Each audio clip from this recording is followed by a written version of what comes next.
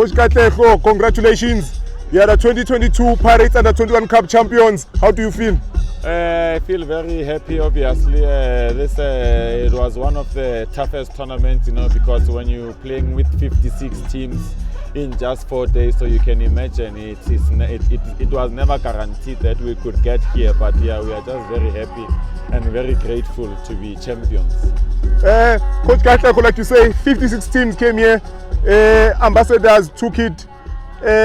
You faced many teams that you do not know. In the final, you faced a team from Zimbabwe, and I'm sure throughout the group stages and the knockout round, you faced teams that you have never seen before. How did you plan for this? How did you ensure that you go out there and be able to dominate? I think the most important thing, obviously, when you are working with players in football is to always try and preach and emphasize and try as much as we can that players just believe in themselves, believe in the football that we want to play, And if we can get the basics right, and then we stand a good chance of competing against any other team. And it's something that we saw happening today. The boys were a little bit nervous against Tuks in the first half, but as soon as we told them, to say, guys, if you want to go all the way and do this, guys, the only thing that you have to do is just play what you know and what we always trying to teach you. And that's what they did, and it worked for them. So having a clear vision and a philosophy of how we want to play always helps. Coach, as we speak, you are the reigning champions of the Phillies games. Today, you are the Pirates Under 21 Cup champions. How do you do it, Katlego?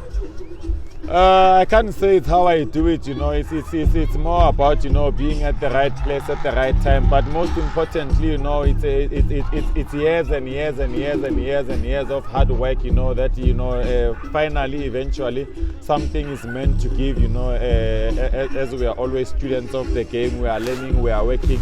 And that's what's currently helping us, to have that belief when we do things, to say we also stand a chance like anybody else. So yeah, I can just definitely say it's a combination of hard work, and perseverance. Coach, I know tactics change from game to game depending on the opponent. But if you were to summarize for us, what is your tactical approach and how do you go about implementing it in the game?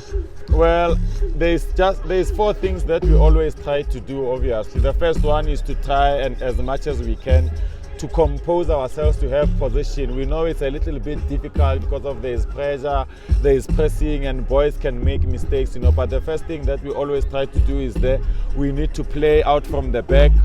Try and find our most strong players on the wings, and try and let those players use their individual brilliance to get in the box and to get behind defenders, So I would definitely say, if I look at the football philosophy or the approach that we always want to use, is to try and play as much as we can. And when the elements allow us with the quality of the players that we have, then we use those 1v1 situations, to create chances. And it's something that always works for us. And also having a very stable and balanced defensive organization always helps, because I believe if we have the ball and we are trying to play and we're controlling the game, and the opponents have little moments of the game, and when they have those little moments, we are always in the right shape, in the right positions defensively. So that is an advantage for us, because if the opponents cannot score and we have the ball, we stand more chances of winning the games. Coach, we know Ambassadors, Team Yasekasi, Tembisa. And most of the opponents you face are almost similar to how you play. They put a ball on the ground, they knock it around. In the final, you faced a team from Zimbabwe, very direct, route one, and that's actually how they scored their first goal. How did you deal with that? Yeah, it's always difficult, to be honest, when you are playing against a team that wants to play the one ball, because it's difficult to deal with one action, because the one ball is just one action, And having defenders like our captain Khali and Franz, with their height, with their aerial strength, they try as much as they can to manage those situations. But honestly, it's one of the most difficult approaches to deal with, more especially when we play, because if the ball is on the ground, then we can more or less manage the situation. But when the ball is always in the air, it's just one action, and if you get it wrong in terms of the communication, in terms of the balance, in terms of being in the wrong place, then the opponents will definitely get a chance to score. So we try as much as we can to control that by pressing them high up, and it was not happening today because the players, the legs were finished. Talking about the legs, coach, I'm sure many teams who came here prepared, but I don't think it was possible to prepare for that kind of loading. I think today you played 4 games in one day. Yes. How did you prepare that? I saw before the final some of your boys were struggling with cramps. We needed a physio to just work on them. How did you manage that and ensure that in the final you have a team that is refreshed, fit, ready to go? Well, I think the advantage that we have is that majority, or in fact all the players that we have, they're playing in the SAB league, there they're playing 90 minutes, and the intensity is so high. So here in some other instances, like the game that we played at the quarterfinal, the intensity was not that high. Even the semi-final, the intensity was not that high. So the legs can be used because of the players are tired in terms of fatigue, but in terms of those legs being there to carry them through the duration of the final, that was working in our advantage. But I also told the players, that all the teams will be tired. The only thing that has to remain strong for them is the mentality and the mindset.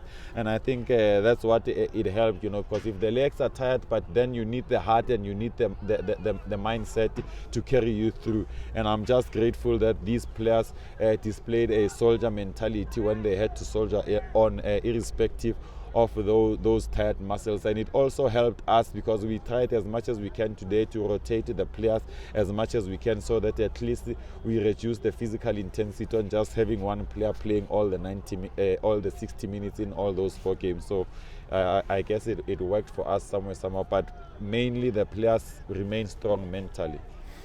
Coach, if you look at the 56 teams, they came from all over the country, KZN, Mpumalanga, Northwest, everywhere. There were teams from academies that are very structured, well-funded, some of the top academies in the country. A team from Tembisa, Elokshini Kasi, has won it. What does this mean for Kasi football? What does it mean for Amachita, Elokshini, Apushayo, trying to get ahead in the game? No, I think if we are honest, all of us, football comes from the township. We are Ekasi because of even these academies, these well-organized teams. The players that they have are players that they identify Ekasi. So there is definitely talent and there is definitely potential, and that is why we as ambassadors, we call ourselves the team of hope. Where we are saying, irrespective whether we Ekasi or Udlaleli Academy, but when you are in an environment that can support you to say you can also go out there and reach your dreams. And that's something that we are always fighting and pushing to achieve whenever we get given the opportunity. You won the Phillies games, one of the biggest tournaments in the country. You've came here, 56 teams from all over the country, you've won. How do you ensure that your boys do not get big-headed and think they've arrived? Well, the boys themselves, they know the kind of person I am, because of, most importantly, we need to understand where we want to go and where we are going. It's about, for now, let's enjoy the moment, let's be here. But after enjoying the moment, it's about them to say, okay, we still have a journey that we need to go on and achieve as many things as we need to achieve, because we are far from where we want to be. So there is definitely no room for big-headedness and complacency and all of those things. I certainly, for one, as a coach, can never allow players to be in that state of mind, and I'm grateful and glad that is something that they know and they understand.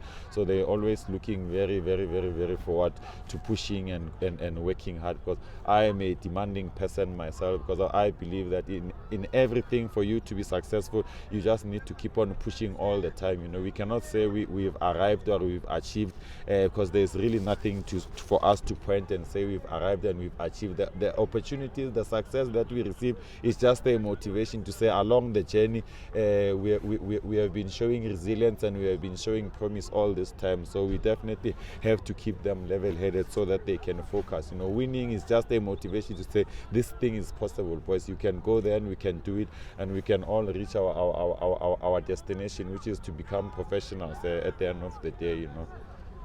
Coach, last one. Many people who support you were unable to come here. On social media platforms, they were rooting for you, wishing you all the best. What do you want to say to them? Well, we want to thank all of them, their prayers, their support. We've been getting messages throughout the weekend, people telling us go out there and push and win. I told the boys, before the final started, I said to them, when we played Phillies games December, I say to the boys, today the game is not about us, we are representing the whole of Tembisa. Then I came back to them and I said, there are 55 teams that participated in the Paris Cup from South Africa. We've got a team that is coming from Zimbabwe, and we are the only team that is here to defend the legacy and to defend also the football of South Africans. There is no way we can allow the trophy to go outside South Africa. No disrespect to the opponent, but it's just about that to say we need to also appreciate and be grateful for our supporters. So I think the boys went there and they thought about all the people who couldn't make it here. This is for all of us as Tembisans, as South Africans, and football as a whole. It's a collective thing. Yes, we won as ambassadors, but there are a lot of people, the parents of these boys, they've put they've sacrificed for the boys to be here. Boys didn't go to school, some of them are doing matric, so it's a collective effort, and we all need to come here and be grateful for that. Coach, once again, congratulations and thank you very much for your time. No, thank you so much.